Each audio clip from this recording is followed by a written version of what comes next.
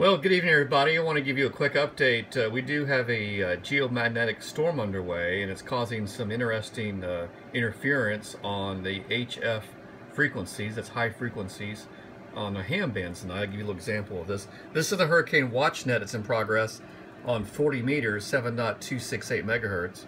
Canada, and I'm trying to locate a friend who's missing in the Caribbean, and he hasn't heard from a few days. I'm wondering if we can get some information relayed down around the British Virgin Islands. Maybe we can get some information on what's going on down there. Well, I'm sorry, this net does not provide that kind of service. We are not capable, not that we don't want to, it's not our mission, that's not what we are capable of doing.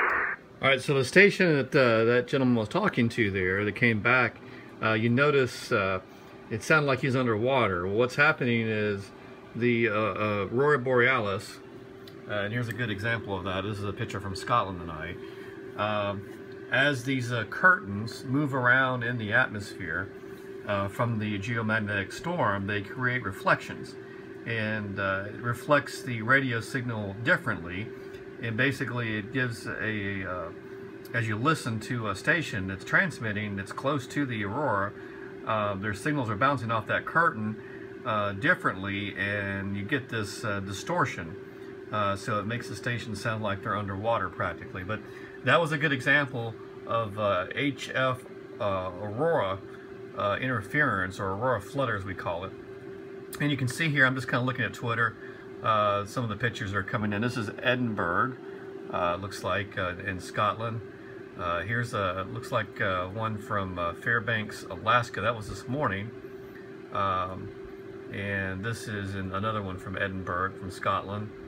I believe we've already looked at that one too. So yeah, so this is showing where the auroras are occurring, or where they can be seen right now. So you can see it's well down into Canada, approaching northern part of the U.S. there, around New England, up into Maine.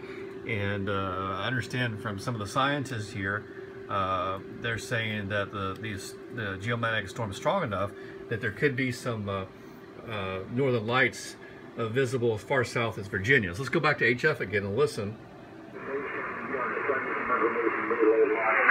To contact them. I understand there's not a health and welfare net. Can you please give me any updates on any recent information you have out of the British Virgin Islands? Are you damaged, sustained? Are you able to do that over? Well, I don't have that. What I have currently you're going to have to pardon my negligence. I'm not sure exactly where the Virgin Islands are, but I believe if they were in the path of Hurricane Irma, the only thing I have currently... That's some of the traffic that's going back on. This is the Hurricane Watch Net on 40 meters, 7.268 megahertz tonight. And just a kind of example of some of the traffic that's going on there tonight. So if you have a shortwave radio and you want to listen in, just kind of refreshing this. Here's some more pictures of the Aurora here.